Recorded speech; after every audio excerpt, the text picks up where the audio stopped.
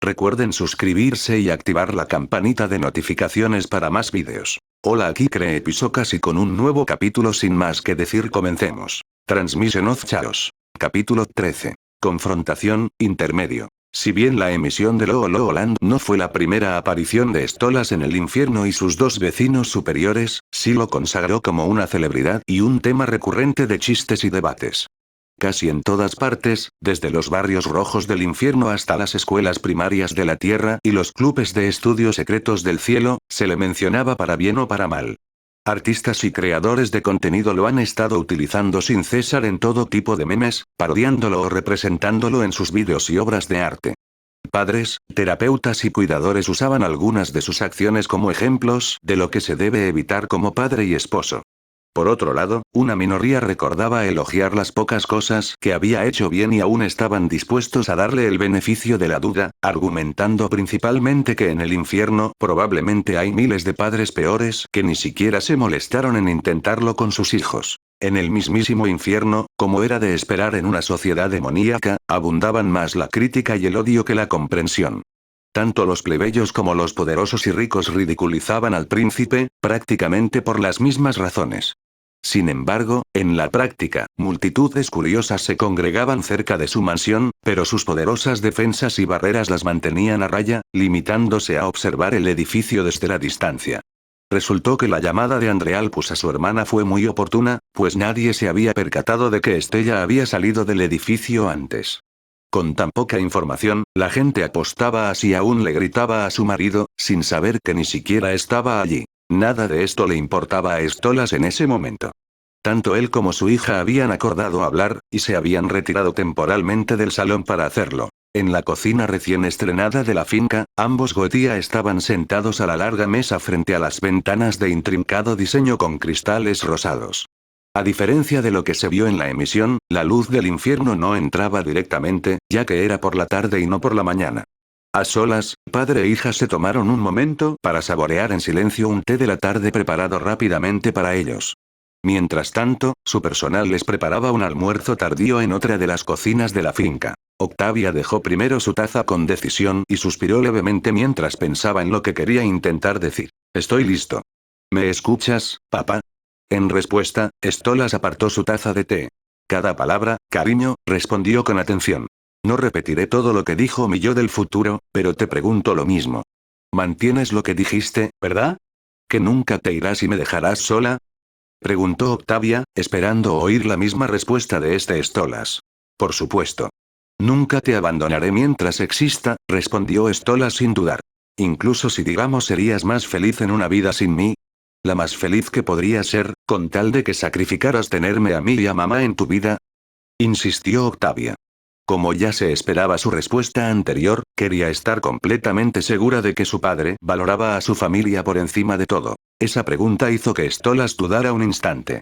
Si bien una pequeña parte de él se sorprendió de que su hija aún dudara de él, la otra, avergonzada, consideró seriamente su escenario.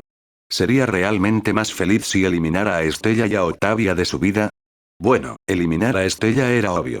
Si solo se trataba de su ausencia, sin consecuencias para el resto de la Goetía, Stolas sin duda lo aceptaría, sobre todo si significaba una vida sencilla solo con él, Blitzy y Vía. De hecho, Stolas suponía que una de las razones por las que su yo futuro había llevado a Vía y a Blitzy a Lolo Land juntos era porque quería que se conocieran mejor, probablemente para normalizar la presencia del diablillo en la vida de su hija. Sin embargo, esa no era la pregunta de Vía. Vía preguntaba si alguna vida que pudiera tener valía la pena si eso significaba no poder tenerla a ella y a Estella en ella. Stolas lo pensó un instante, y aunque jamás querría imaginar no poder estar con Blitzy o tener que vivir otro siglo con Estella gritándole al oído, sin duda no abandonaría a Octavia con su madre y su tío si tuviera la opción. No era lo ideal, pero Stolas había tolerado a Estella durante años, todo por su hija. Podría soportar a su esposa e incluso sin Blitzy si todo fuera por el bien de Vía. Por el bien de la estabilidad en la vida de Vía, no me he divorciado de Estella como deseaba desde hace años, pero juro por Dios mismo que si esa sirena furiosa me presiona demasiado, reflexionó Stolas en secreto. Además, aunque el deseo de Stolas por Blitzo o su odio hacia Estella superaran su amor por Octavia, jamás se lo diría a la cara. Sí, mi pequeña estrella. Jamás te abandonaré por nada del mundo, sin importar los sacrificios que ello implique, respondió con sinceridad esperanzadora tras su demora. Vale, murmuró Octavia, no del todo segura, pero satisfecha con tal de que su padre cumpliera su palabra en el futuro. Hay algo más que quería preguntarte, sobre mamá. El cuerpo de Stolas se puso más rígido, y su incomodidad aumentó cuando el tema se centró específicamente en Estella. ¿Qué pasa con ella? Preguntó con voz temblorosa. Octavia se explicó lo mejor que pudo. ¿Hay algo sobre ella, o entre ustedes dos, aparte del hecho de que está enfadada contigo por haberla engañado, que no me hayas contado? ¿Eh? ¿De dónde viene esto? Preguntó Stolas, confundido, pero también cada vez más paranoico. En la transmisión, cantaste en tu nana que pensabas que el amor solía ser divertido. Después, en la casa de la diversión, intentaste decirme algo sobre mamá, pero no te salieron las palabras, explicó Octavia, con la mente mucho más lúcida que en la transmisión. Mi yo del futuro no ha dicho nada al respecto, pero me hizo pensar. ¿Habéis tenido problemas? Antes de todo lo de Lolo. No recuerdo que hayáis estado tan enfadados antes, pero quizás no estaba prestando atención. Oh. No, nada de eso, dijo Stolas demasiado rápido y con un gesto despectivo que su hija no notó. Tu madre y yo nunca hemos tenido problemas de ese tipo. Creo que es solo que ambos hemos estado muy ocupados con nuestras vidas y obligaciones, y que no hemos hablado, ¿sabes? Lo que pasó entre Blitzy y yo ocurrió cuando estaba un poco necesitado de atención, pero no. Tu madre y yo nunca nos odiamos ni nada parecido. Stolas sabía perfectamente que le mentía a su hija sobre lo cruel que era su madre en privado, pero era una buena mentira, ¿no? Estella era abusiva, pero nunca lo había demostrado delante de Vía, así que Vía no tenía por qué saberlo, ¿verdad? Ningún niño, y menos una adolescente joven y temperamental como Vía, debería tener motivos para ver a uno de sus queridos padres como un monstruo, ¿verdad? No podría soportarlo, ¿verdad?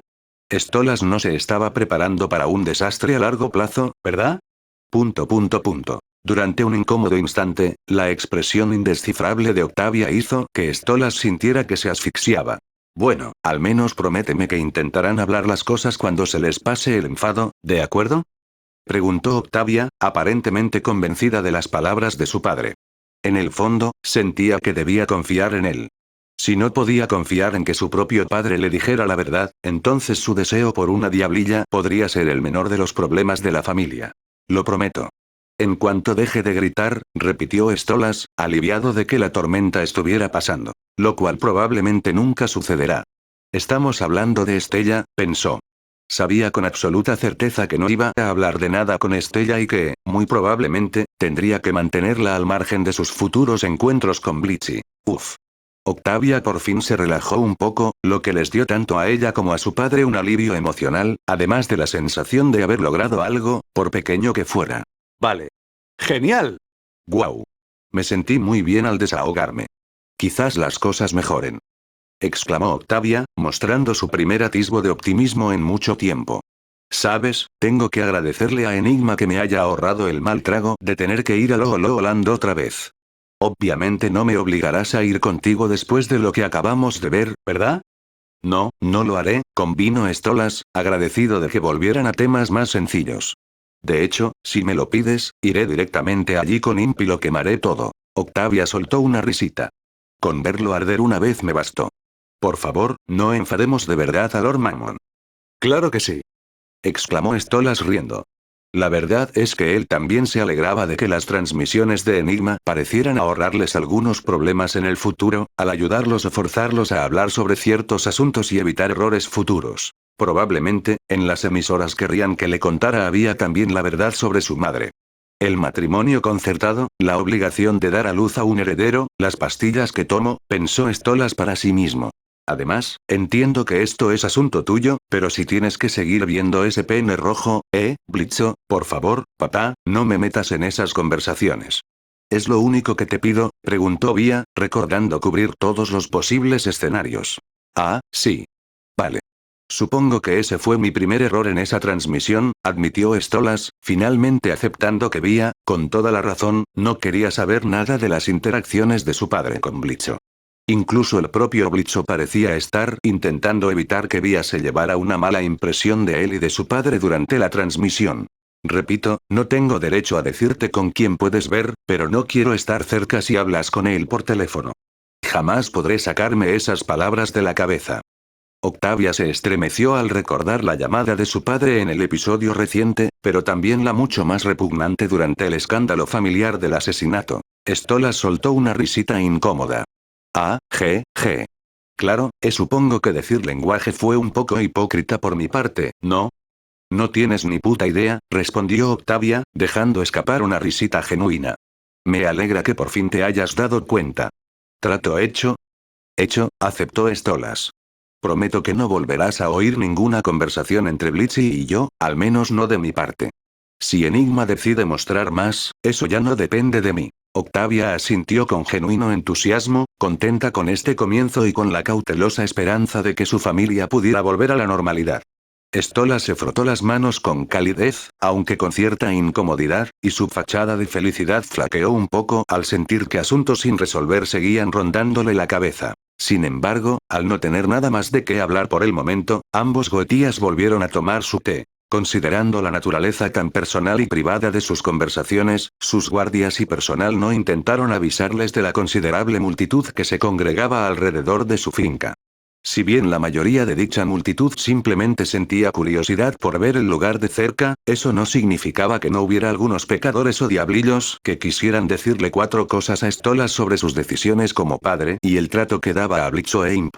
Ahora bien, para ser justos con los sirvientes y guardias, la multitud no representaba ningún asunto urgente, y la goetía no se encontraba bajo ninguna amenaza real ni nada por el estilo. Mientras tanto, Imp había regresado a lo alto de la torre de agua que habían declarado como su cuartel general temporal.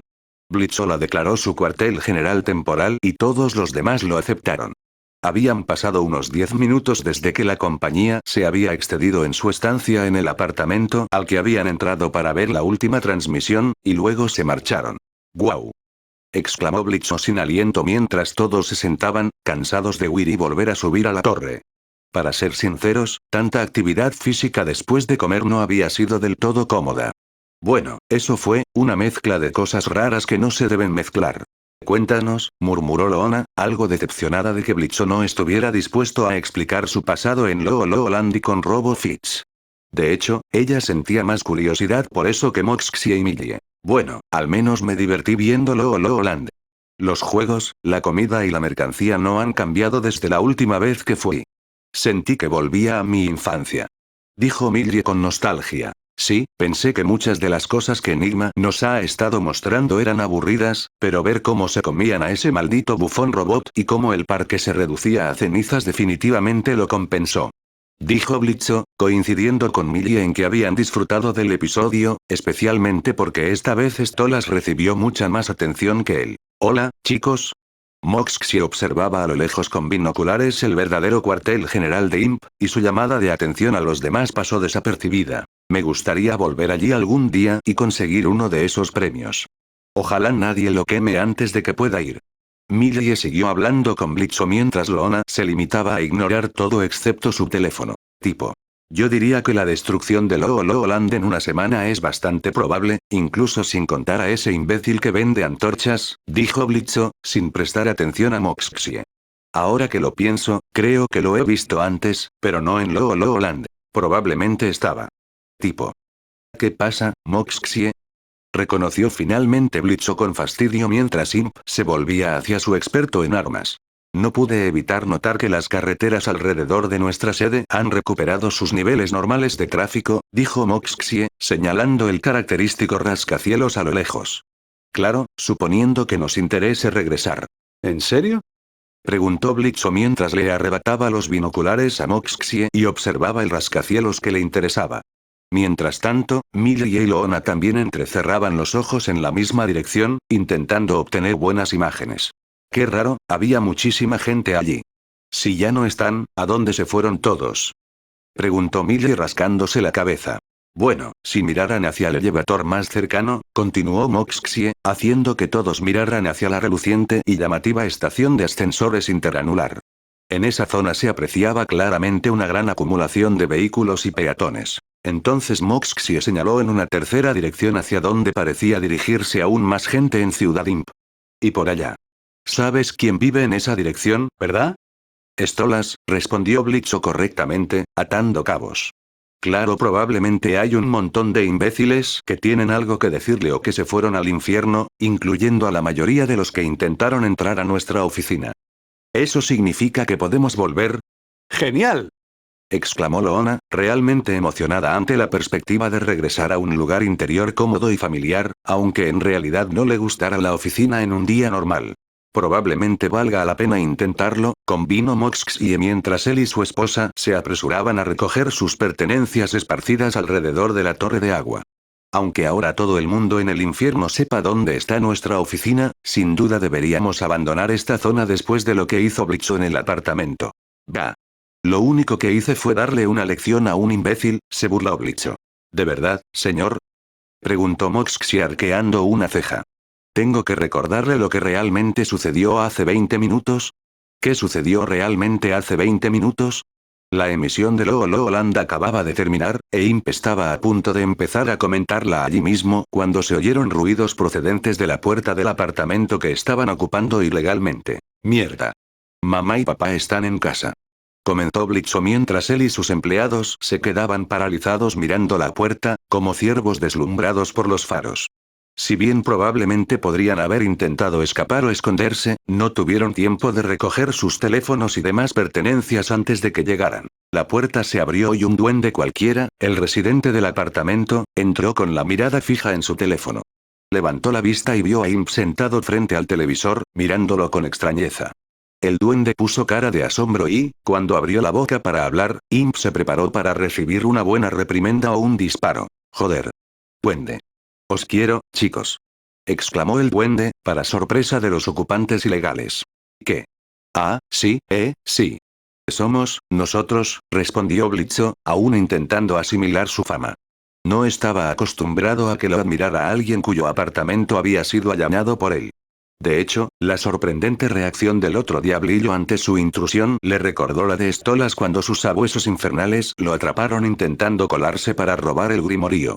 En resumen, no era normal. El diablillo se quedó inmóvil, rebotando silenciosamente de emoción, mientras el resto de Imp se miraban entre sí, preguntándose qué demonios debían hacer a continuación. ¿Noquearlo? ¿Dejarlo en paz? ¿Apaciguarlo o matarlo para evitar que les trajera de vuelta al resto del público? ¿Podrían darnos un momento para terminar de cargar nuestros teléfonos?, preguntó finalmente Blitzo tras un incómodo silencio, ya que ningún otro miembro del IMP parecía querer tomar la iniciativa. Sí, claro. Lo que sea por el legendario Blitzo. El asesino de caníbales humanos asesinos. El que se follaba a los príncipes goetianos. El residente aceptó de inmediato, saludando como si se tratara de un superior militar. Blitzo parecía a punto de estallar cuando volvieron a pronunciar mal su nombre. La OES. ¿Sabes qué? Da igual, al final dijo, dejando pasar el asunto esta vez, ya que los halagos y títulos del residente empezaban a halagar el ego del director ejecutivo de la manera correcta. En realidad, Blitzo. ¿Podemos irnos ya mismo?, susurró Loona al oído de Blitzo, con una preocupación inusual en su voz.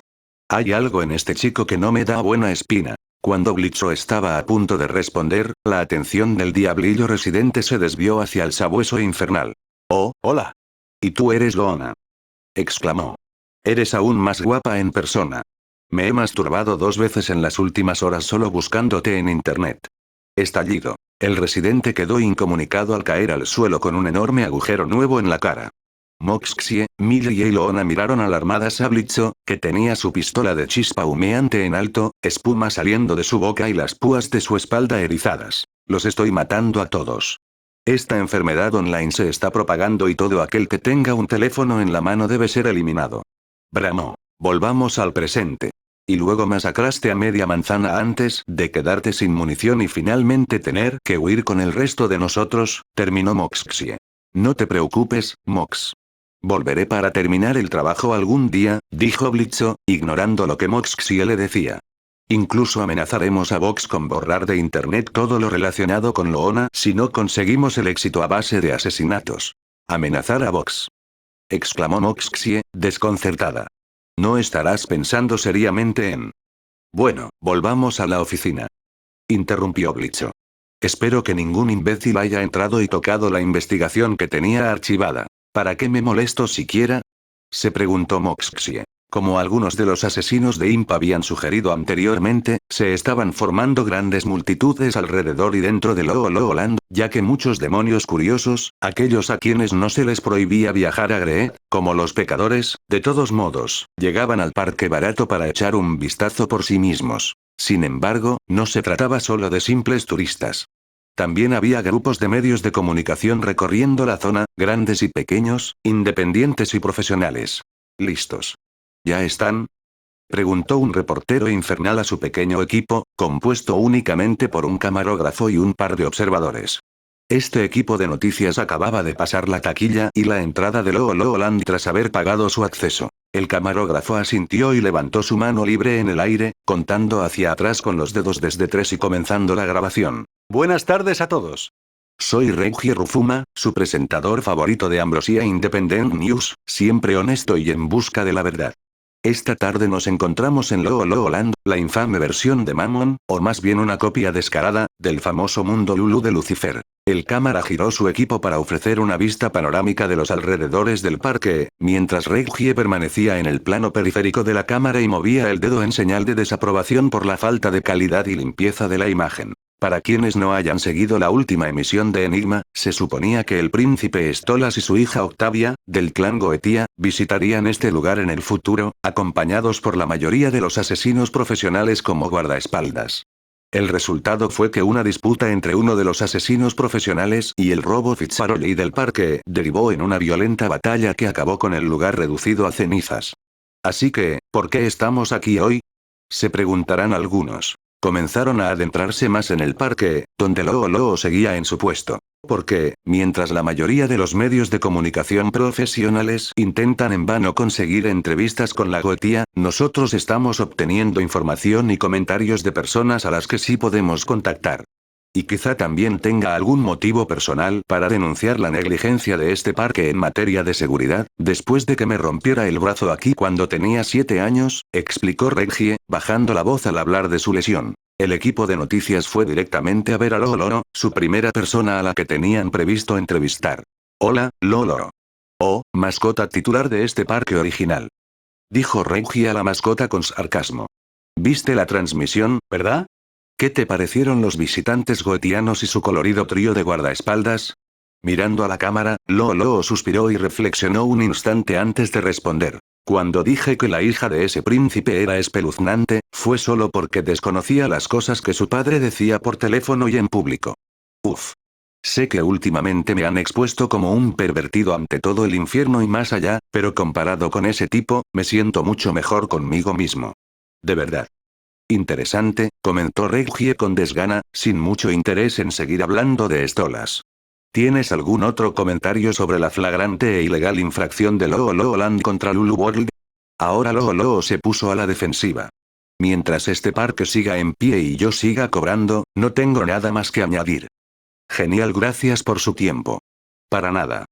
Dijo Reggie poniendo los ojos en blanco mientras el equipo de Ambrosia se alejaba.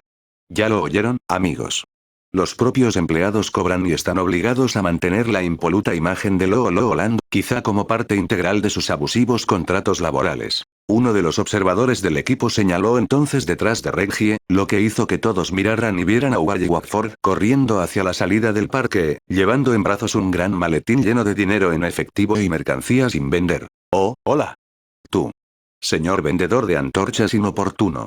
Gritó Reggie mientras él y su equipo se interponían en el camino de Watford. Joder. Maldijo Watford mientras el equipo de noticias le bloqueaba el paso formando un semicírculo.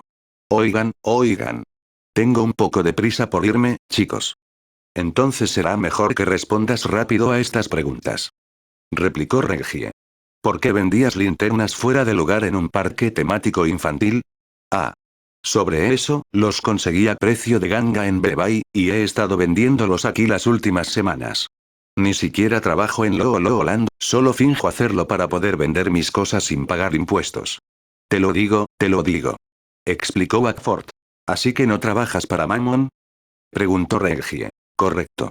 Entonces estoy seguro de que no estás legalmente obligado a elogiar a Looland y guardar sus secretos no tan ocultos, ¿verdad? Oh, claro que no. Este lugar es una pocilga de imitaciones, lo digo yo, lo digo yo.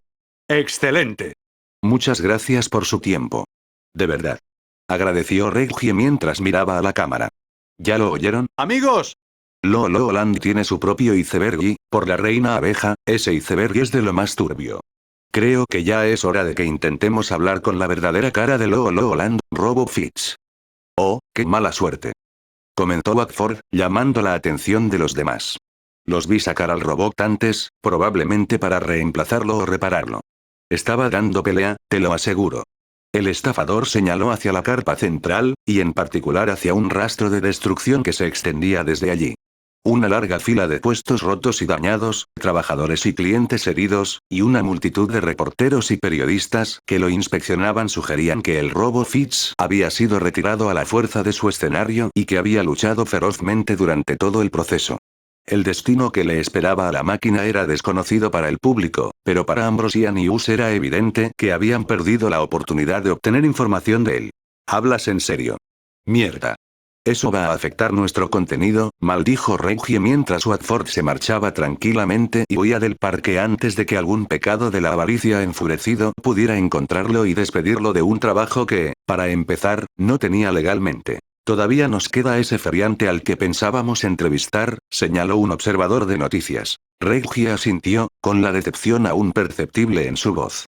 Bien, vamos a buscarlo. A Ambrosia Independent News le llevó varios minutos encontrar el puesto de juegos que buscaban, ya que no aparecía como una atracción destacada en ninguno de los mapas de Looland.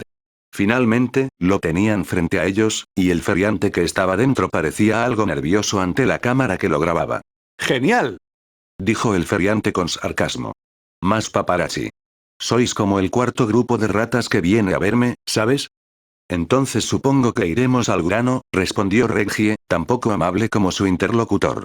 Tú y la mayoría de los miserables trabajadores de aquí debéis disfrutar despojando a los visitantes despistados de sus almas ganadas con tanto esfuerzo, ¿eh? Es parte del trabajo. Como en cualquier empleo en Greed, nos pagan con sueldo y bonos por estafar todo el dinero posible.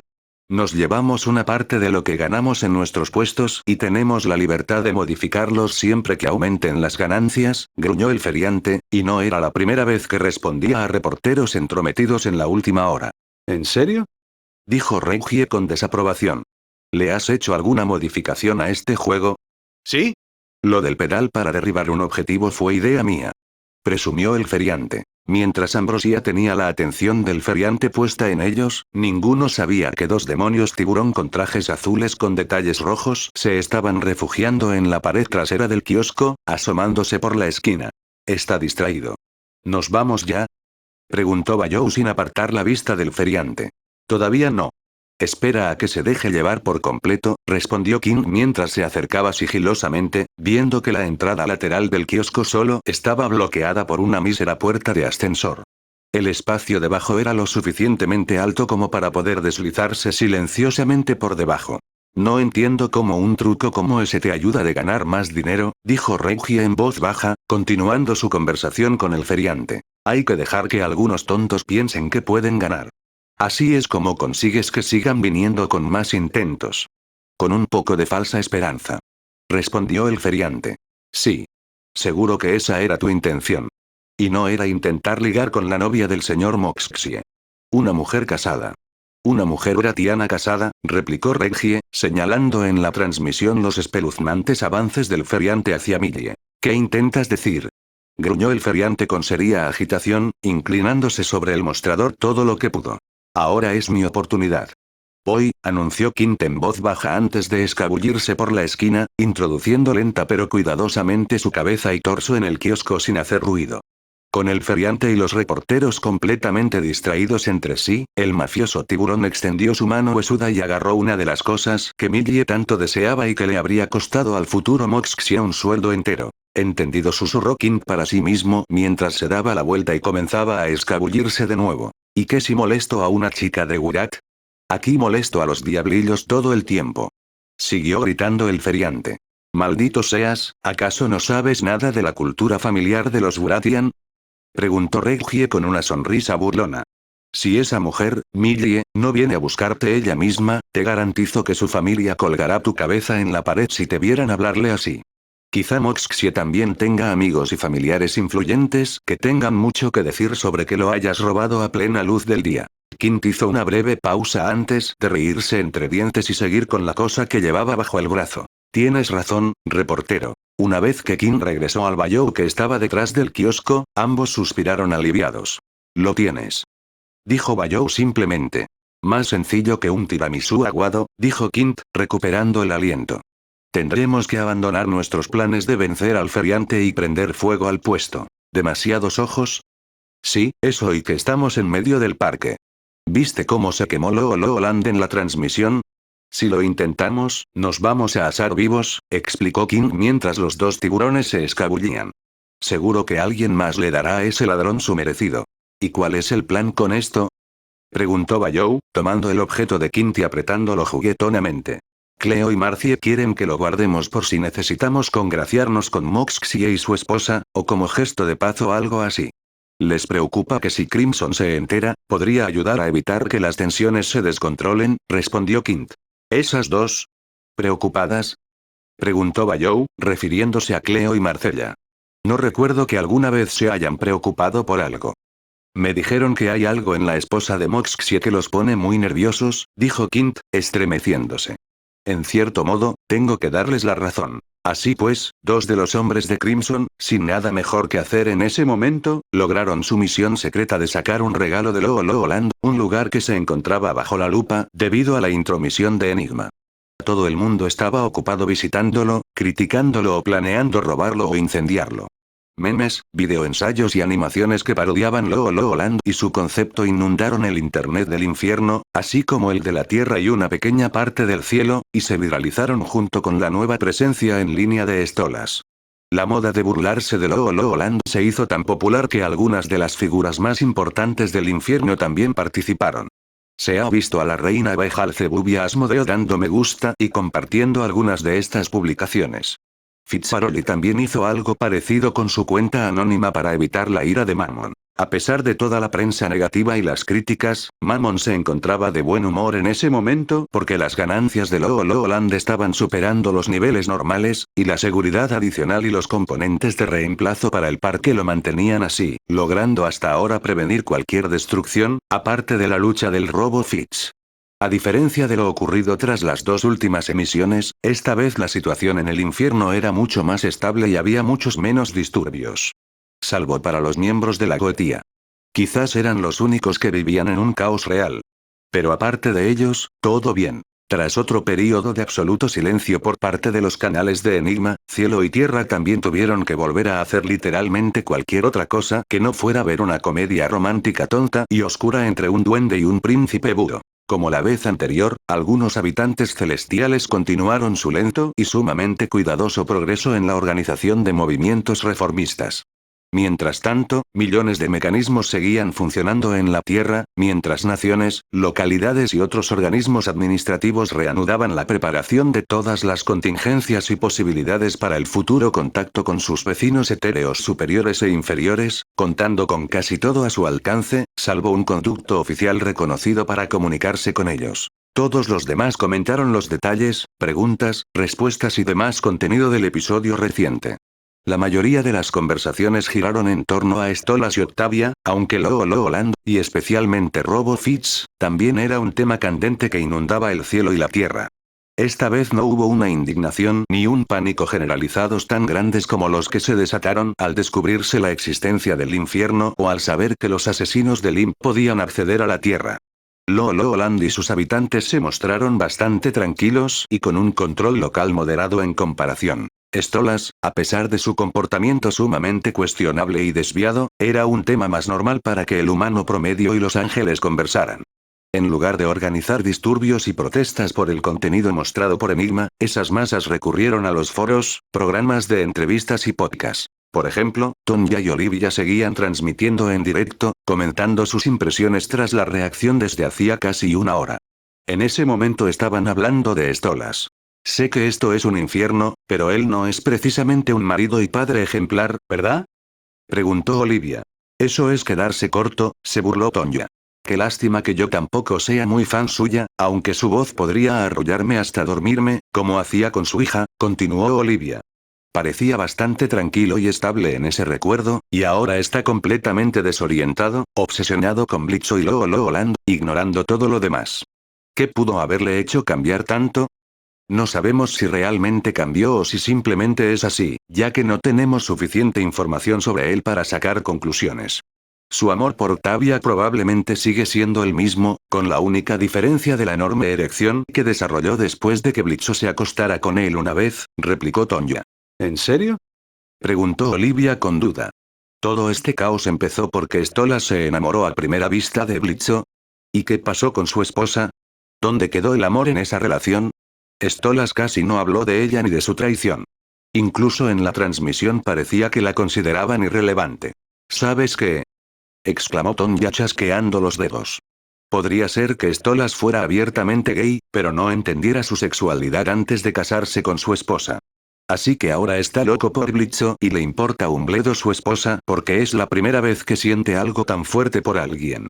Eso es extrañamente específico y matizado. Uno pensaría que los nobles influyentes del infierno estarían al tanto de sus escándalos y desviaciones sexuales.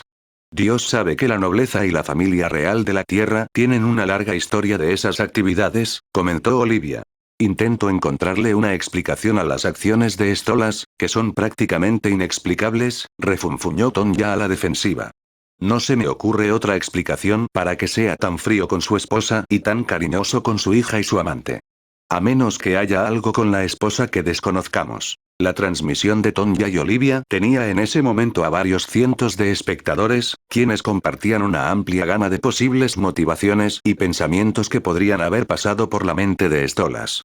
Algunas sugerencias eran más elaboradas y razonables, otras más bien ridículas y disparatadas. Una de sus espectadoras, que no comentaba y observaba sin intervenir, resultó ser la misteriosa motociclista que recientemente viajaba con el sargento Javier.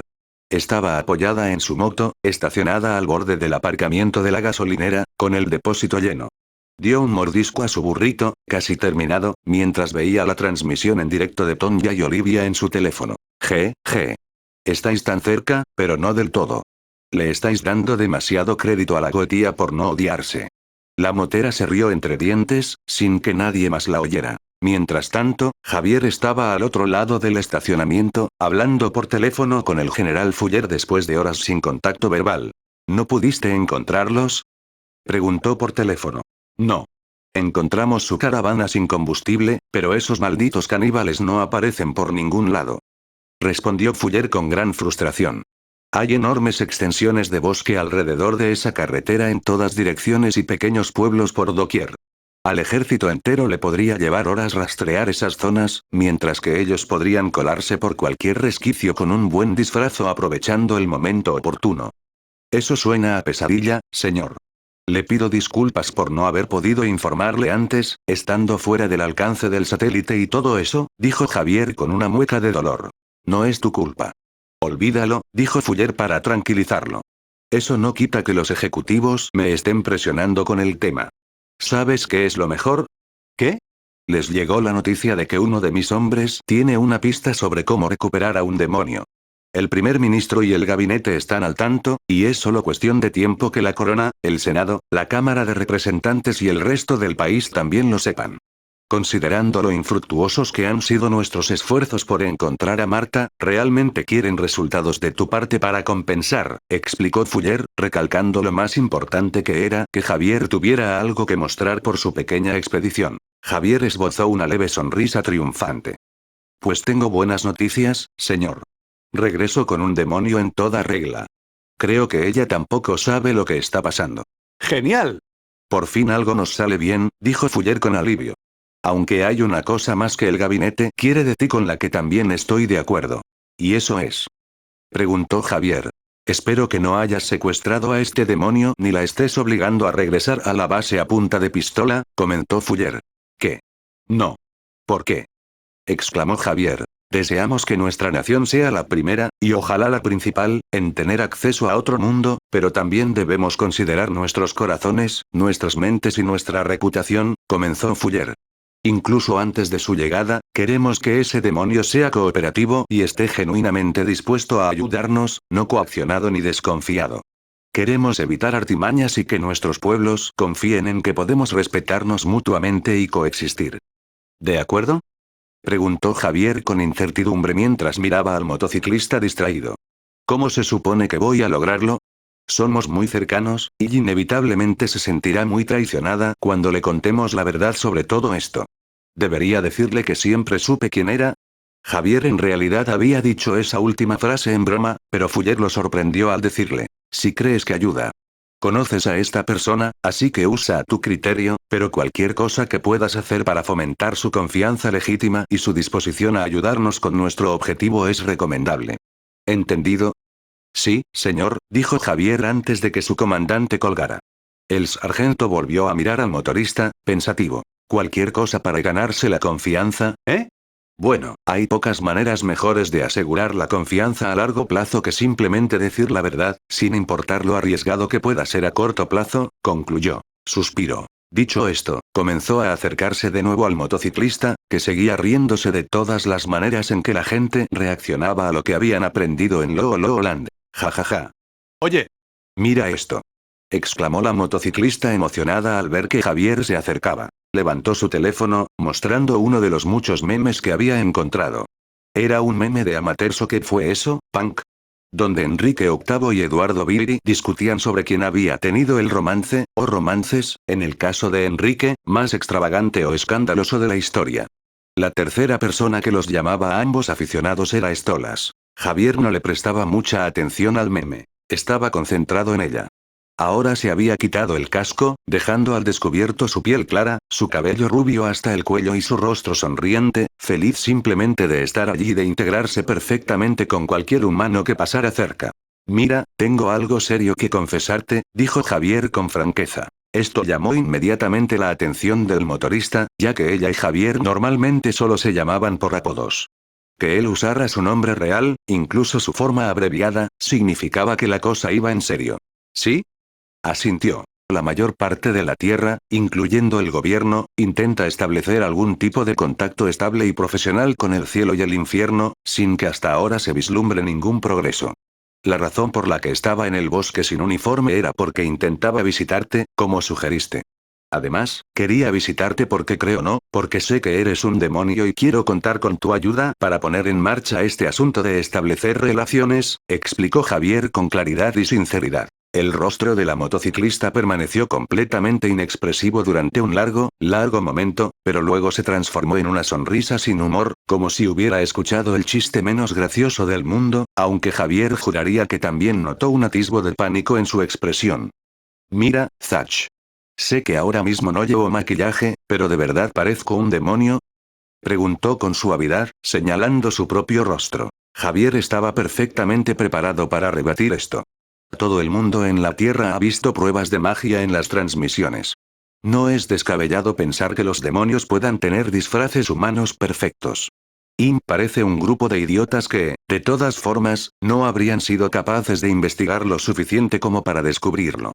Entonces, ¿qué pruebas tienes para pensar que vengo del infierno?, preguntó el motociclista.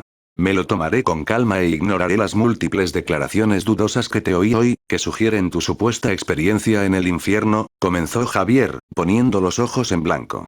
Hoy descubrí que podía llamarte a tu teléfono, y solo a tu teléfono, estando en un lugar sin cobertura. Me recordó a Blitzo y Stolas, que de alguna manera podían llamar a otras personas que no estaban en su mismo mundo. Sabiendo lo dependientes que son los teléfonos móviles y satelitales humanos de las torres y los satélites para conectarse, supongo que un teléfono demoníaco promedio tiene muchas menos limitaciones. ¿De qué otra forma podría tu teléfono haber recibido señal del mío? ¿Acaso la red de señales no era de naturaleza humana y estaba más conectada con lo arcano? ¿en serio? ¿Una señal telefónica deficiente es lo mejor que puedes ofrecer?, insistió el motociclista. Para nada. ¿Quieres que te pregunte sobre aquella vez que se te cayó un libro de tapa dura en el dedo del pie y maldijiste el nombre de Asmodeo? No me suena mucho, pero por lo visto estabas más familiarizado con ese nombre que con el de Dios o Jesucristo. Fue la única vez que te oí maldecir por un simple dolor, así que supe que era un reflejo puro, dijo Javier con sarcasmo. Esta vez, la motociclista no respondió. Desvió la mirada de un lado a otro, incapaz ahora de mantener el contacto visual. Hace poco busqué información sobre ese nombre, y aunque no encontré muchas respuestas claras, pude deducir que Asmodeo era el nombre de un demonio específico, y que también se le describe como poderoso y estrechamente vinculado al pecado de la lujuria, continuó Javier con una sonrisa cínica. Teniendo todo esto en cuenta, me atrevo a decir que sé exactamente qué clase de demonio eres, considerando tu afinidad por este señor de la lujuria, y las cosas extrañas que suelen ocurrirme cuando te miro fijamente a los ojos, o especialmente cuando te veo empezar a perder el control. Basta. Interrumpió la motociclista, con clara angustia y enojo en la voz. Ya basta. Esto es una tontería. Es solo un montón de paranoia y profecías autocumplidas. Respiró hondo, y su actitud vivaz y su entusiasmo habían desaparecido por completo. ¿Sabes qué? Déjame participar también en tu estúpido juego. Imaginemos que estás hablando con un demonio, ¿Y luego qué?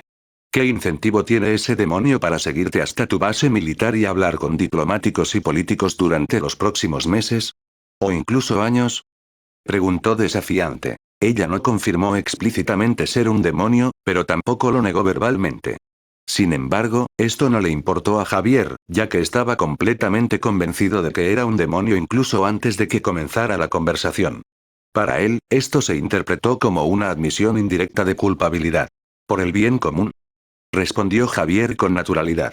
Estamos intentando aliviar posibles tensiones entre nuestros mundos aislados, lograr la estabilidad y la prosperidad mutuas, y evitar el peor escenario posible. Guerras no autorizadas o incluso guerras oficiales como nunca antes hemos visto. El motociclista suspiró con decepción. Piénsalo desde una perspectiva personal. Si no tú, seguramente otros terminarán de establecer relaciones entre la Tierra y sus vecinos. ¿Y la guerra? Como si eso fuera a terminar bien para quien quiera empezarla. El cielo y el infierno se han mantenido en perfecto equilibrio si han ocultado su existencia a la Tierra también durante miles de años. No me cabe duda de que cualquier belicista idiota de la Tierra será puesto en su lugar rápidamente por ángeles y demonios si la situación se pone realmente fea. De acuerdo, olviden lo que dije sobre las guerras. Eso no importa, dijo Javier, intentando retomar un tema que le interesaba. Aún así, creo firmemente que es vital que establezcamos este primer contacto oficial lo antes posible. No deberíamos meternos en esto. Tú eres un oficial que organiza las líneas de suministro y yo soy una rica aprovechada que solo busca emociones fuertes, incapaz de hacer nada productivo con su vida. La política y la diplomacia no son lo nuestro. Nos volveríamos locos, y no tenemos nada que ganar que justifique el esfuerzo, gruñó el motociclista. Permítanme disentir. No puedo hablar por ustedes, pero yo tengo mucho que ganar con esto, insistió Javier. No, no lo haces. Sí. No, no lo harás. ¿Sí? No, no lo haces. ¿Sí? Entonces, ¿qué es? No te engañes, odias la política con toda tu alma. Además, sé perfectamente que hay muy pocas cosas que valores más que a la gente de tu vida, dijo la motera con absoluta seguridad, con los brazos cruzados. Pero ahora pretendes acusarme de ser un demonio y poner a prueba mi confianza y la opinión que tengo de ti con esta cruzada sin sentido. ¿Te están amenazando o algo así? ¿Alguien tiene a tu familia secuestrada? ¿Qué cambios en tu vida te han llevado a preocuparte tanto por involucrarte en esto que estás dispuesta a meterme a mí también? Al ver que empezaba a estancarse, el sargento Javier suspiró mientras pensaba en su próxima respuesta. ¿Quieres saber exactamente qué espero conseguir con esto? Preguntó retóricamente, recibiendo un asentimiento seco y brusco del motorista. Luego movió el dedo y le hizo un gesto para que se acercara, cosa que ella hizo, acercando la oreja a sus labios. Él le susurró algo, algo que enseguida la hizo abrir mucho los ojos y borrar toda la frustración de su rostro. «¿Eso es lo que buscas?», exclamó sorprendida, intentando comprender. «¿Crees que? Mierda, tiene sentido, entonces, me estás diciendo que me necesitarás para. Maldita sea. Maldito manipulador. ¿Por qué tengo que preocuparme tanto por ti? Uf. La motociclista necesitó un instante para retroceder y dar vueltas alrededor de su motocicleta, frotándose las sienes con expresión de conflicto y confusión. Tras una docena de vueltas, respiró hondo y miró a Javier con resignación. De acuerdo. Me rindo. Quizás sí sea el tipo de demonio que crees, confirmó en voz baja. Y aunque no me alegra del todo, puedes contar con mi apoyo incondicional para ayudarte con tu tarea diplomática inmediata y más allá, hasta el final. Me has hecho un gran favor personal, así que es justo que te lo devuelva. Muchas gracias, dijo Javier agradecido, relajándose notablemente tras un período de mucha tensión e incertidumbre. Creo que ya hemos perdido bastante tiempo aquí. ¿Quieres que nos pongamos en marcha cuando termines de comer? Claro, murmuró el demonio disfrazado mientras recogía su burrito a medio comer. Ah, sí. Tengo que preguntar. Nada de esto cambia nuestra relación, ¿verdad? No, si no quieres, Javier se encogió de hombros. Me da igual si eres humana, sucubo o lo que sea. En todo caso, esta revelación es una mejora. Ja. Me alegra que lo veas así. Porque no tengo ninguna intención de buscar un compañero de piso sustituto en un futuro próximo. Comentó la sucubo. ¿Con beneficios? Preguntó Javier. Con beneficios. El sargento y su compañero de piso, un demonio camuflado, rieron entre dientes, de buen humor a pesar de la tensa conversación. Mientras tanto, sin que ellos lo supieran, oculta en un contenedor de basura cercano había otra humana vestida con traje y un pin con la letra D en la solapa. Originalmente, se escondía allí para buscar señales de Marta y su familia asesina, siguiendo órdenes de su agencia, pero se topó con aquella impactante conversación por pura casualidad. Joder, qué descubrimiento. Susurró para sí misma mientras tecleaba en su teléfono. Sede de Dorks. ¿En qué podemos ayudarle hoy? Aquí el agente 53. Necesito a 1 y 2 al teléfono ahora mismo. Tengo algo que sin duda querrán oír.